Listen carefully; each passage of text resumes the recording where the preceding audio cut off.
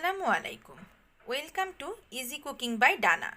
আজ আমি আপনাদের দেখাবো খুবই মজাদার একটি রেসিপি। এটি হলো লাউ, ফুলকপি, টমেটো দিয়ে কই মাছের ঝোল। শীতকালে প্রচুর সবজি পাওয়া যায়, আর ফুলকপি, লাউ, টমেটো এগুলো কিন্তু শীতকালে প্রচুর পাওয়া যায়।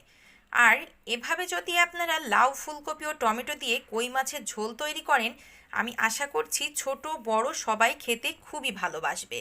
আর এটা কিন্তু গরম ভাতের সাথে খেতে অসাধারণ লাগে। তাহলে চলুন আর কথা না বাড়িয়ে দেখে নিই আজকের এই মজাদার রেসিপিটি। আমি এখানে মাঝারি সাইজের 6 পিস কই মাছ নিয়েছি। কই মাছগুলো ভালো করে পরিষ্কার করে ধুয়ে এতে আমি সামান্য হলুদ আর লবণ দিয়ে মেখে নিয়েছি। এখন চুলায় একটি কড়াই বসিয়ে তার মধ্যে আমি 4 টেবিল চামচ পরিমাণ সরিষার তেল দিয়ে দিয়েছি। তেলটা গরম হলে এর মধ্যে আমি হলুদ আর লবণ দিয়ে মেখে রাখা কই মাছগুলো দিয়ে দিলাম। কই মাছগুলো আমি বেশি ভাজবো না, জাস্ট হালকা একটু কাঁচা ভাব দূর হওয়ার জন্য 10 সেকেন্ড করে মোটামুটি ভেজে নিব। এই সাইডে হালকা কিছুক্ষণ ভেজে নেওয়ার পর কই মাছগুলো আমি উল্টিয়ে দিব। এই সাইডে ভাজা হয়ে গিয়েছে, এখন কই মাছগুলো উল্টিয়ে ওই সাইডটাও আমি ভালো করে ভেজে নিচ্ছি। ব্যাস, সবগুলো কই মাছ আমি উল্টিয়ে দিলাম। এখন এই সাইডটাও আমি 10 থেকে 15 সেকেন্ডের মতো ভেজে নিব। ব্যাস, দুই সাইডই ভাজা হয়ে গিয়েছে। এখন কই মাছগুলো তুলে আমি একটি পাত্রে রেখে দিচ্ছি। এখন এই তেলের মধ্যেই আমি 2 টেবিল চামচ পরিমাণ পেঁয়াজ কুচি দিয়ে দিলাম। পেঁয়াজটা আমি খুব বাদামি কালার করে ভেজে নিব। চুলার আঁচ শুরু থেকেই মিডিয়াম করা আছে। পেঁয়াজের কালার বাদামি হয়ে গিয়েছে, দেখতেই পাচ্ছেন। এখন এর মধ্যে আমি দিয়ে দিচ্ছি 1 চা চামচের মতো পেঁয়াজ বাটা, দিয়ে দিলাম 1 টেবিল চামচ পরিমাণ আদা বাটা ও 1 টেবিল চামচ পরিমাণ রসুন বাটা। বাটা মশলার কাঁচা ভাবটা যাওয়া পর্যন্ত এটা আমি হালকা একটু নেড়ে চেড়ে নিচ্ছি। এখন এখানে আমি সামান্য পরিমাণে পানি অ্যাড করে দিব, যেন এখন যে গুঁড়ো মশলাগুলো আমি অ্যাড করব এগুলো পুড়ে না যায়। দিয়ে দিলাম এখানে আমি লবণ, 1/2 চা চামচের মতো হলুদ গুঁড়া, দিয়ে দিচ্ছি 1 টেবিল চামচ পরিমাণ শুকনো মরিচের গুঁড়া, দিয়ে দিলাম 1/2 চা চামচ পরিমাণ জিরা গুঁড়া ও 1 চা চামচ পরিমাণ ধনিয়ার গুঁড়া।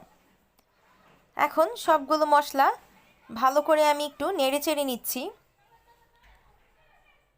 মশলাটাকে খুব সুন্দর করে কষিয়ে নিতে হবে। রান্নার ক্ষেত্রে মশলাটা যত সুন্দর করে কষাবেন খাবারের স্বাদটা তত বেশি হবে। এভাবেই নেড়ে চেড়ে নিয়ে মশলাটা আমি কষিয়ে নিচ্ছি। দেখতেই পাচ্ছেন তেলটা উপরে উঠে এসেছে, মশলাটা সুন্দর করে কষানো হয়ে গিয়েছে। এখন এর মধ্যে আমি কই মাছ দিয়ে দিলাম। ভেজে রাখা কই মাছগুলো দিয়ে দিচ্ছি। এবার মশলার সাথে ভালো করে নেড়ে চেড়ে মিশিয়ে নিচ্ছি। ভালো করে মিশিয়ে নেওয়ার পর এখন এখানে আমি 1 কাপের মতো পানি অ্যাড করে দিলাম মাছটা ভালো করে কষিয়ে নেবার জন্য। পানিটা দেওয়ার পর আলতো হাতে নাড়াচাড়া করে নিয়ে এটা আমি ঢাকনা দিয়ে ঢেকে দিচ্ছি। মাছটা কষিয়ে নেওয়ার পর আমি ফিরে আসছি। কিছুক্ষণ পর ঢাকনাটা আমি তুলে নিচ্ছি। মাছটা খুব সুন্দর করে কষানো হয়ে গিয়েছে। এখন মাছগুলো তুলে আমি আলাদা একটি পাত্রে রেখে দিচ্ছি। সবগুলো মাছ তুলে আমি একটি পাত্রে রেখে দিলাম। এখন এই মশলার মধ্যে আমি মাঝারি সাইজের একটা লাউ দিয়ে দিচ্ছি। লাউগুলো এভাবে আমি টুকরো করে নিয়েছি। দিয়ে দিচ্ছি 8 থেকে 9টা সিম। সিমগুলো আমি মাঝখান থেকে এভাবে ভাগ করে নিয়েছি। আর ছোট সাইজের একটা ফুলকপিকে আমি এভাবে ছোট ছোট করে টুকরো করে নিয়েছি। এগুলো তিনটাই আমি দিয়ে দিলাম। এখন মশলার সাথে সবজিগুলো হালকা একটু নেড়ে চেড়ে আমি মিশিয়ে নিচ্ছি। মিশিয়ে নেওয়ার পর এখানে আমি পরিমাণ মতো পানি অ্যাড করে দিচ্ছি সবজিগুলো সিদ্ধ করে নেওয়ার জন্য। আপনারা পরিমাণ মতো পানি অ্যাড করে দিবেন। পরিমাণ মতো পানি অ্যাড করে দেওয়ার পর হালকা নেড়ে চেড়ে নিচ্ছি। তারপর এখানে আমি 6 থেকে 7টা কাঁচামরিচ অ্যাড করে দিচ্ছি। কাঁচামরিচগুলো আমি মাঝখান থেকে চিড়ে নিয়েছি।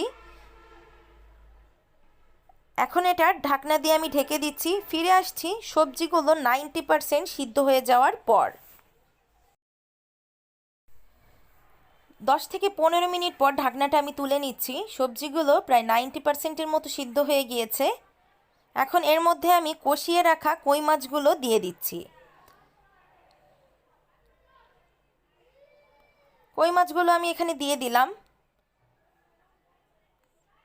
তারপর আলতো হাতে আমি একটু নাড়াচাড়া করে এখানে ঝোলের পানি অ্যাড করে দিচ্ছি আমি। এ পর্যায়ে বেশি নাড়াচাড়া করার দরকার নেই, তাহলে সবজিগুলো একদম গলে যাবে। ব্যাস, নাড়াচাড়া করে নিয়ে এবার ঢাকনা দিয়ে এটা আমি ঢেকে দিলাম। কিছুক্ষণ পর ঝোলটা একটু টকবগিয়ে ফুটে উঠলে ঢাকনাটা তুলে নিয়ে এর মধ্যে আমি মাঝারি সাইজের একটা টমেটোকে 4 ভাগে ভাগ করে দিয়ে দিলাম। আলতো একটু নাড়াচাড়া করে নিয়ে এটা আমি ঢাকনা দিয়ে ঢেকে দিচ্ছি। ফিরে আসছি সবজিগুলো 90% সিদ্ধ হয়ে যাওয়ার পর। 10 থেকে 15 মিনিট পর ঢাকনাটা আমি তুলে নিচ্ছি।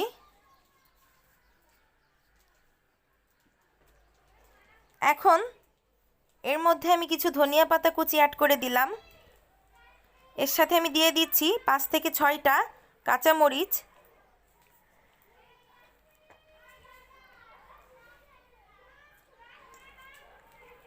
এখন আলতো হাতে একটু নাড়াচাড়া করে নিয়ে এটা আমি ঢাকনা দিয়ে ঢেকে দিচ্ছি 1 মিনিটের জন্য।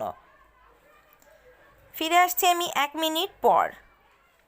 আমি রান্নায় যে উপকরণগুলো ব্যবহার করেছি সেগুলো আমি ডেসক্রিপশন বক্সে দিয়ে দিব। 1 মিনিট পর ঢাকনাটা আমি তুলে নিচ্ছি।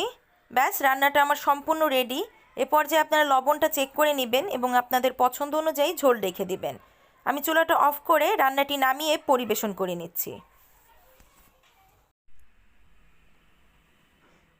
দেখতেই পাচ্ছেন আমি রান্নাটি এখানে নামিয়ে নিয়েছি। কালারটা কতটা সুন্দর এসেছে, আর এটা খেতেও কিন্তু অসম্ভব সুন্দর। আপনারা রেসিপিটা সম্পূর্ণ ফলো করে তৈরি করলেই বুঝতে পারবেন। আমি আশা করছি আমার ভিডিও আপনাদের ভালো লেগেছে। আর আমার ভিডিও যদি ভালো লেগে থাকে আমার ভিডিওটিতে একটি লাইক দিবেন, চ্যানেলটি সাবস্ক্রাইব করবেন, শেয়ার করবেন, আর অবশ্যই রেসিপিটি ট্রাই করে কমেন্ট বক্সে আমাকে জানাবেন আপনাদের কেমন লাগলো।